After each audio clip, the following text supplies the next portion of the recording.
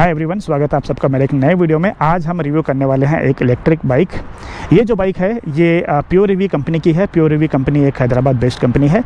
ये मॉडल का नाम है ई-ट्रिस्ट, जो यहाँ पे लिखा गया है ई-ट्रिस्ट 350। अब ये जो कंपनी है इनके दूसरे प्रोडक्ट भी है, जैसे स्कूटर्स वगैरह 3-4 इनके हैं। तो ये जो बाइक है ये कंपनी की तरफ से पहली इलेक्ट्रिक बाइक है। ये वीडियो के अंदर हम कंप्लीट डिटेल में ये बाइक के बारे में बात करेंगे। इससे पहले कि हम बाइक के बारे में बात करें, मैं आपको 3-4 पॉइंट बताना चाहूँगा कि आप जब एक इलेक्ट्रिक बाइक लेने का सोचते हो या फिर आप एक इलेक्ट्रिक स्कूटर लेने की सोचते हो तो आपके दिमाग में कुछ क्वेश्चन चलते रहते हैं। उसके बेस पे आप इलेक्ट्रिक बाइक या स्कूटर सेलेक्ट करते हो। पहली चीज़ तो ये कि बैटरी का पावर कितना रहेगा, बैटरी का चार्जिंग टाइम कितना रहेगा, कितनी आपको रेंज मिल जाएगी, क्या उसका प्राइस रहेगा, कितनी आपको टॉप स्पीड मिल जाएगी, एंड जब आप बैटरी को चार्ज करोगे तो आपको कितनी बिजली खर्च करनी पड़ेगी। तो सबसे पहले हम बात करेंगे इसके डिज़ाइन के बारे में, एंड उसके बाद में हम डिस्कस करेंगे ये 4-5 पॉइंट हम आपको बताएं अभी उनके बारे में। तो डिज़ाइन वाइज ये एक नॉर्मल बाइक के जैसे दिखती है, ज़्यादा कुछ आपको डिफरेंस देखने को मिलता नहीं। अगर आप रोड पे चलाओगे तो लोगों को पता नहीं चलेगा कि ये इलेक्ट्रिक बाइक है या फिर जो नॉर्मल कन्वेंशनल बाइक है आईसी इंजन वाले वो बाइक है। दिखने में थोड़ी सी बड़ी दिखती है अगर हम एक नॉर्मल बाइक से इसको कंपेयर करें। सबसे पहले बात करते हैं कि इसके अंदर आपको क्या क्या मिलता है। तो सामने की तरफ आपको एक नंबर प्लेट यहाँ पे दी गई है। ओबियसली आपको नंबर प्लेट लगानी पड़ेगी। एलईडी आपको लाइट्स दिए गए हैं। आपको एक बार मैं ऑन करके भी दिखा देता हूँ कि लाइट कैसी दिखती है। तो जैसे आप इग्निशन ऑन करोगे ये लाइट जल जाएगी। फुल एलईडी आपको हेडलाइट मिलती है। ये साइड में आप देखोगे तो यहाँ पे आपको डीआरएल्स मिलते हैं। ये डीआरएल जलते रहेंगे। एलईडी आपको यहाँ पे इंडिकेटर्स दिए गए हैं। सामने का डिज़ाइन एक नॉर्मल बाइक के जैसा ही दिखता है। सस्पेंशन टेलीस्कोपिक आपको सस्पेंशन दिया है जो आपको नॉर्मल बाइक्स में देखने को मिलता है। हाई स्पीड स्टेबिलिटी काफ़ी अच्छी है। हम आगे इस बाइक को चला के आपको बताएंगे। टायर आपको सामने MRF का दिया गया है। 18 इंच का टायर है, ट्यूबलेस टायर है। एलॉय व्हील्स आपको दिया गया है। 220 mm का आपको सामने डिस्क ब्रेक दिया गया है। 220 mm का पीछे भी आपको डिस्क ब्रेक मिलता है, मतलब सामने और पीछे दोनों ही तरफ आपको डिस्क ब्रेक दिया गया है। क्रैश गार्ड और इंजन गार्ड मिलता है। यहाँ पे इसकी बैटरी दी गई है। इसमें आपको बैटरी दी गई है 3.5 kWh की इसमें आपको बैटरी दी गई है। 6 घंटे में बैटरी चार्ज होती है। आई थिंक मेरे हिसाब से 4 यूनिट आपको खर्चे करने पड़ेंगे इसको एक बार 0 से लेकर 100 तक चार्ज करने में। रही बात इसकी किलोमीटर की, जो वो आगे मैं बात करूँगा कि कितनी आपको रेंज मिल जाती है। यहाँ पे ई-ट्रिस्ट लिखा है। आपको यहाँ पे चार्जिंग पोर्ट दिया गया है। यहाँ पे नाम भी लिखा है। आप डायरेक्टली चार्ज यहाँ से कर सकते हैं। आपकी बेसमेंट में या फिर आपका जो पार्किंग स्पॉट है वहाँ पे आप इसको चार्ज कर सकते हैं। सीट थोड़ी सी डिफरेंट है। यहाँ पे थोड़ी ज़्यादा ही नीचे है। 770 mm की इसकी सीट हाइट है। यहाँ पे काफ़ी ऊपर तक सीट को कर्व यहाँ पे दिया गया है, बट आपको चलाने के टाइम पे कोई दिक्कत नहीं होगी। पीछे की सीट थोड़ी सी मुझे ऊंची लगी, ज़्यादा ऊंची नहीं है। नॉर्मल जो बाइक रहती है उनके जैसी आपको देखने में ये मिलती है। सीट की क्वालिटी काफ़ी अच्छी है। प्योर यहाँ पे नाम लिखा है, 350 यहाँ पे नाम लिखा है। पैनल्स की क्वालिटी मुझे लगता है कि थोड़ी सी इंप्रूव की जा सकती थी, बट आपको उससे कोई दिक्कत होने वाली नहीं है। ग्रैब रेल यहाँ पर दिया गया है। ब्लू एंड ब्लैक का कॉम्बिनेशन आपको ये बाइक के ऊपर देखने को मिलता है। पीछे की तरफ आपको एलईडी टेल लाइट दी गई है। एलईडी आपको ब्लिंकर्स और इंडिकेटर्स दिए गए हैं। यहाँ पे आपको नंबर प्लेट की लाइट दी गई है। रिफ्लेक्टर आपको दिया गया है। नंबर प्लेट यहाँ पे आप लगा सकते हैं। टायर आपको MRF का दिया गया है। सामने आपको 18 इंच का टायर मिलता है। पीछे आपको 17 इंच का टायर मिलता है। इसको देखने में आपको ऐसा लगेगा कि टायर काफ़ी पतला है, कि चलाने के टाइम पे आपको कोई भी दिक्कत नहीं आएगी। काफ़ी स्टेबल ये रहती है। मैं 10 से 12 किलोमीटर इसको चलाया है, मुझे कोई भी दिक्कत नहीं आया। एंड चलाने के टाइम पे आपको बताऊंगा इसका स्टेबिलिटी कैसा है। ट्यूबलेस टायर है। यहाँ पे आपको इसकी मोटर दी गई है। 4 किलोवाट की ये मोटर है, पीक पावर। पीछे आपको 220 mm का डिस्क ब्रेक दिया गया है। स्प्रिंग लोडेड आपको सस्पेंशन मिलता है। सस्पेंशन ये बाइक का बेस्ट पार्ट है, आई एम टेलिंग यू। मैं आपको चलाने के टाइम पे बताऊंगा कि मैं ये क्यों बोल रहा हूँ। ये साइड में आप आएंगे तो यहाँ पे आपको साड़ी गार्ड दिया गया है। काफ़ी अच्छी क्वालिटी का आपको साड़ी गार्ड यहाँ पे दिया गया है। कंपनी की तरफ से आपको इंजन गार्ड भी यहाँ पे दिया गया है। रही बात इसके हैंडल की, तो एक नॉर्मल हैंडल आपको मिलता है। आपको मैं एक बार ऊपर बैठ के दिखा देता हूँ। 120 किलो की ये बाइक है। 770 mm इसकी सीट हाइट है। एंड जो ग्राउंड क्लियरेंस है वो है 190 mm का। तो अगर आप 2 लोग भी बैठ के जाते हैं तो नीचे बिल्कुल भी ये बाइक टच नहीं होगी। हैंडल बार पे आपको यहाँ ब्रेक दिया है पीछे का, ये सामने का ब्रेक दिया गया है। यहाँ पे आपको नीचे कुछ भी देखने को नहीं मिलता। एक नॉर्मल बाइक में आपको एक तरफ गियर देखने को मिलता है, दूसरी तरफ आपको ब्रेक देखने को मिलता है, लेकिन इसमें ब्रेक यहाँ पे है दोनों। यहाँ पे आपको हाई बीम लो बीम का ऑप्शन मिलता है। इंडिकेटर का स्विच यहाँ पे आपको दिया गया है। ये जो पार्ट्स की क्वालिटी है मुझे ओके लगी, ज़्यादा प्रीमियम नहीं है, बट जिस तरह से इस बाइक को बनाया गया है उसके हिसाब से पार्ट्स की क्वालिटी ठीक मुझे यहाँ पे लगी। यहाँ पे आपको हॉर्न दिया गया है, ये साइड में आपको हॉर्न दिया गया है, 2 आपको हॉर्न मिलते हैं।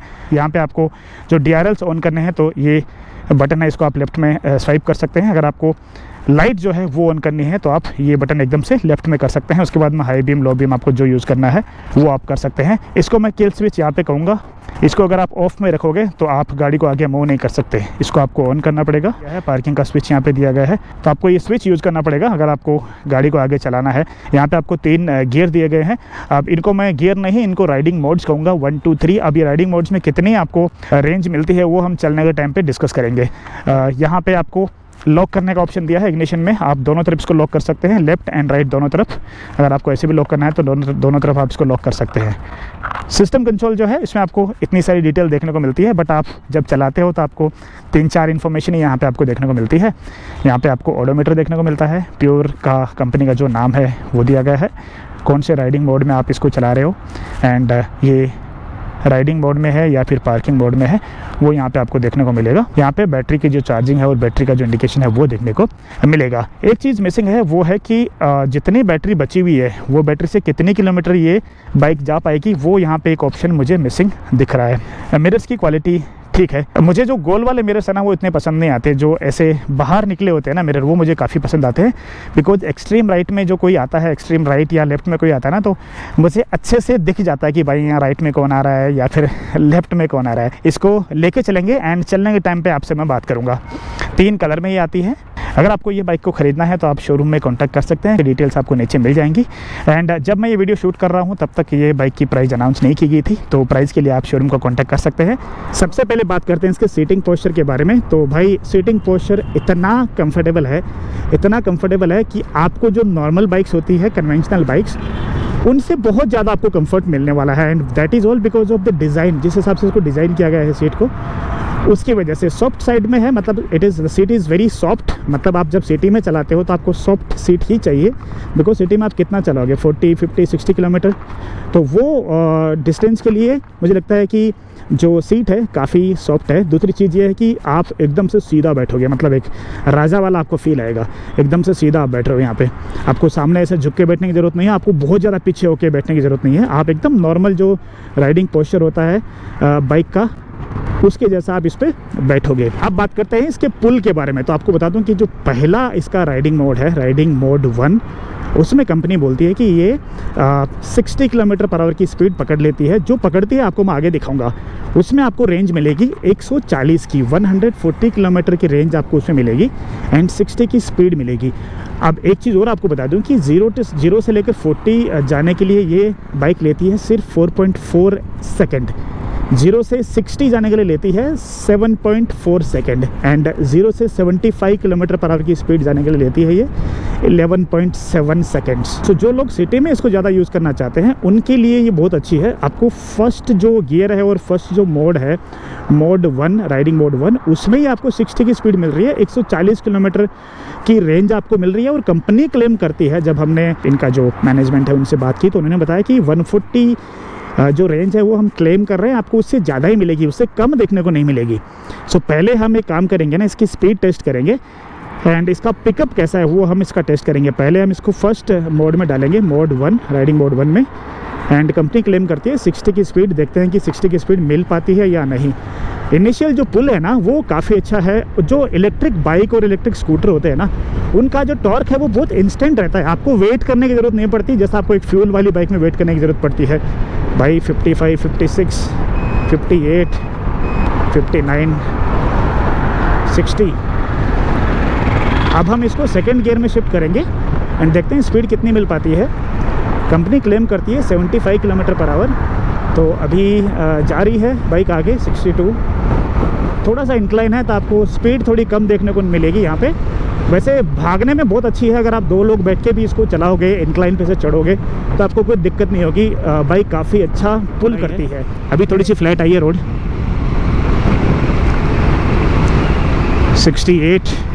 68 से ये ऊपर नहीं जा रही है। थर्ड गियर यूज़ करते हैं अब। हाँ, मैं थर्ड गियर में हूँ। अब इसमें मुझे लगता है कि थोड़ी जा पाएगी आगे 70, 72, 74, 75, 76, 77, 78, 79, 80, 81, 82, 83, 84,